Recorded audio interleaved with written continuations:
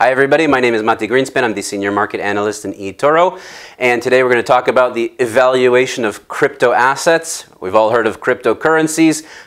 Question is, how do we define a specific dollar amount on a specific cryptocurrency, and that's what we're going to discuss today. This is more of a thought experiment, and you're more than welcome to contribute.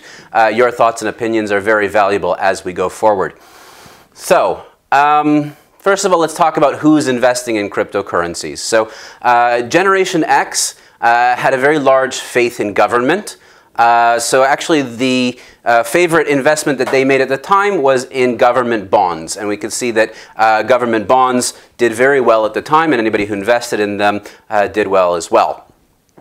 Baby boomers had a bit less faith in government, and they really trusted in corporations and companies. So the asset class for the baby boomers generation was stocks, and we saw that the equities during the time that the baby boomers were investing really went through the roof.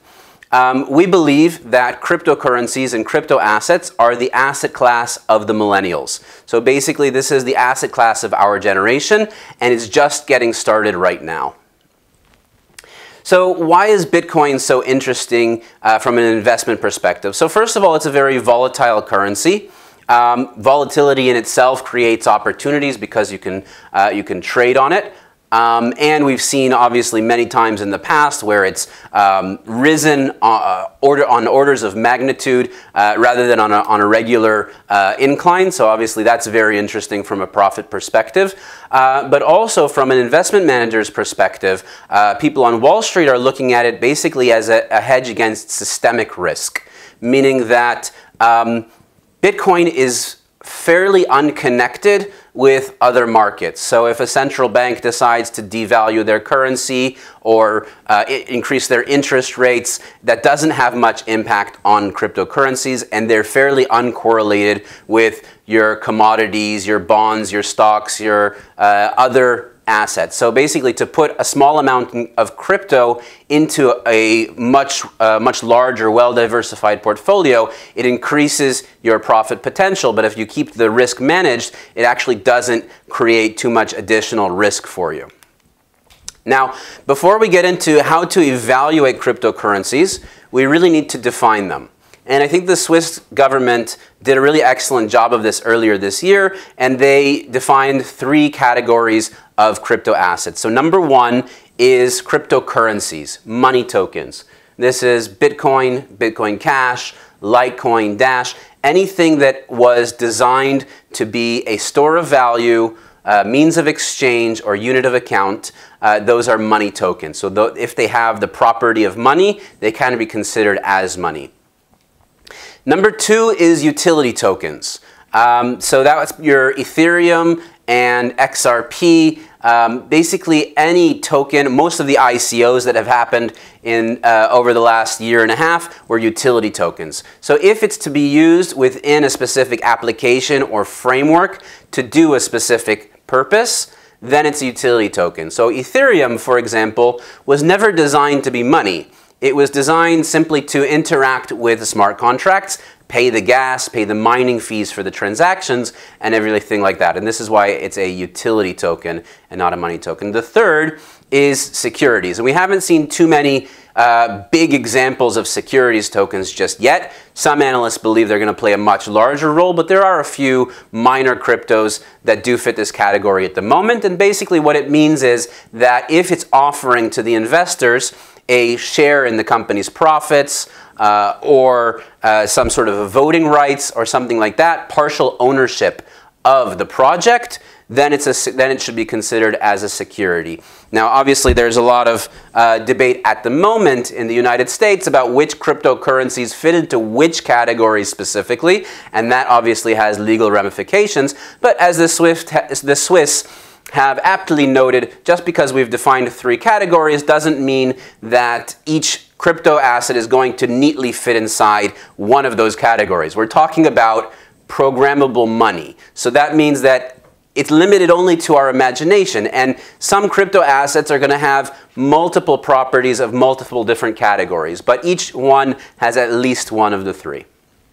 Now, in traditional finance, it's very common to give ratings on traditional assets. So that's basically the way that it works. You have a ratings agency or a ratings company who comes and ranks different stocks or different bonds according to how they view the market, and they're usually very clear about what metrics they use in order to give the ratings. Now, we've seen two examples of this in the crypto world. Number one was the Weiss Ratings Agency, which basically was a traditional finance ratings agency, and they turned to crypto. Unfortunately, the crypto community rather rejected them after they gave Bitcoin a C+ and Ethereum a B. Now, obviously, in the crypto world, Bitcoin right now is number one, both by market cap and adoption rates and just about every other metric. So to put it so low on the list was a bit of a slap in the face. But they're still out there, they're giving their opinion, and I think that ratings agencies are helpful, but we haven't seen any really good ones come from the crypto community itself yet. The second one is a little bit more of an extreme category, which is the government of China and the People's Bank of China, who published their own crypto ratings, where they put Bitcoin as number 14 on the list, which was right in line with Verge. And unfortunately for their credibility, they actually did that about a week before Verge was hacked. So they're still trying, and I hope that they get it right as well eventually, but they're still rating Bitcoin way below what people in the crypto community are rating it at. So those are ratings. This is currently the number one metric that all crypto enthusiasts are using. It's what we have at the moment. I think that it's very far from perfect, but if you go to any crypto site, you're going to see the cryptocurrencies ranked by market capitalization. And the way that it works is very simple. Price per coin multiplied by the amount of coins in circulation equals the market cap. Now, there are two examples where this market cap really let us down over the last year. Number one was on August 1st of 2017. Bitcoin split into Bitcoin Cash. We had a hard fork where there were now an old Bitcoin and a new Bitcoin. Basically, as from an analyst perspective, and what most economists looking at this had assumed was that whatever happens to Bitcoin Cash, or whatever the value of Bitcoin Cash would be when it comes online, would come out of Bitcoin itself. Now, Bitcoin was trading at a market cap of $40 billion when Bitcoin Cash came online. So when Bitcoin Cash came online, it came online at a market cap of $5 billion. Now, the assumption was that Bitcoin would go down to $35 billion, but instead it actually held its $40 billion valuation. How did this happen? So the problem here is the price per coin, and price per coin refers to the last trade that happened on any exchange. So because people started trading the Bitcoin Cash immediately, and they gave it a value of about $420 per coin, so that means that they then multiplied that by the total coins in circulation and came up with the number of $5 billion. So not exactly a great way to evaluate it. This was the first instance in economic history of a free lunch. Those type of things should not happen, but they did because of this. The second instance was basically, well, not an instance per se, but what happened is that I noticed there was a lot of clients who were particularly new in the market, and they started using this metric. They basically said, forget about all this market capitalization stuff, let's just look at price per coin. So they would say to me, look, Ripple is 30 cents a coin at the moment. Bitcoin was 30 cents a coin one time, so therefore Ripple is going to go to $20,000 per coin at some point. Now, if we then plug that into the metric, we realize that the coins in circulation for XRP is 99 billion, which means that we'd have to have a market cap of $20 trillion. So to put it in perspective, $20 trillion is approximately the size of the US national debt at the moment. So that means it would be very hard to imagine that the XRP network is worth more than what the United States government owes in total. I suppose it's possible, but that would again need to break down this metric completely. Now, on the subject of Ripple, I also wanted to get into an analogy of the lead pipe, which I think is very important to understand for anybody investing in utility tokens. And this basically goes on XRP and XLM. So let's say, for example, you have person A, and then there's a lead pipe, and on the other end is person B, and he wants to send a bar of gold to his friend on the other end of the pipe. So while the gold is within the pipe is actually worth whatever the gold is worth. However, as soon as it gets to the other end and the person extracts the gold from the pipe, what we're left with is the lead pipe itself. The only thing that stays in the network is the transaction fees. And on XRP and XLM, transaction fees are notoriously low. We're talking about fractions of a penny to send millions of dollars. So what's retained by the network is actually very small. That said, it is very possible for, as we see the adoption of these crypto assets goes up, obviously we'll probably see some sort of reserves being held by different financial institutions. But that at this point is speculation.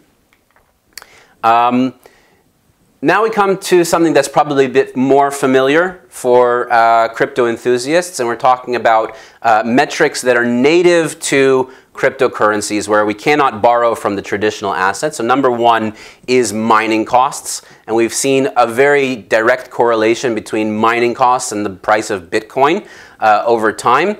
So that really holds up. So I've seen a lot of great mining cost analysis research, and those are something that does hold up quite well.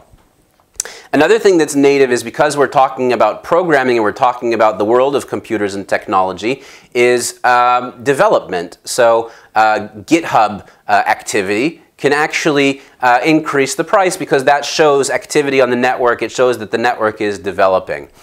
So those are two that are specifically native to cryptocurrencies. I'm sure there's a lot more which I'm not mentioning at the moment, but feel free to go ahead and mention them as well. Now also I wanted to stress the power of the network and the power of a crowd. So a network itself actually has value. So one of the examples of this is Dogecoin. So Dogecoin actually doesn't produce anything. It doesn't have a purpose. It was started as a joke, but somehow it managed to reach a valuation of $1 billion. And the way that it did this is simply by the network that's behind it. The network is basically a meme factory. People get together on Reddit and Twitter and they make memes. It's very funny, joke, ha ha ha. But basically the people who are contributing to that network, their time itself has value. And the value of the entire network is increased by their activity. This is something that we believe very strongly at in eToro is the power of the crowd, and we have many different investment tools that are based on this, so copy trading, copy funds, etc. I also wanted to highlight the risk involved in cryptocurrencies, and as I said before, an asset manager is never going to build a portfolio that's strictly cryptocurrencies, or probably they shouldn't. The reason for that is that because cryptocurrencies are so new, yes, they can move very fast, but that can also work against you. The volatility here can only be useful if you do it right. So I like to use the analogy of cinnamon. Cinnamon, for those of you who don't like to cook, is basically considered a volatile ingredient.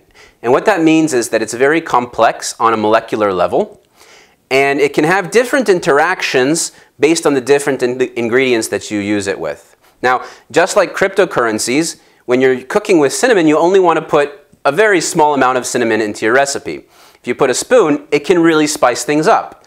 But if you put a cupful of cinnamon, you can actually ruin the recipe.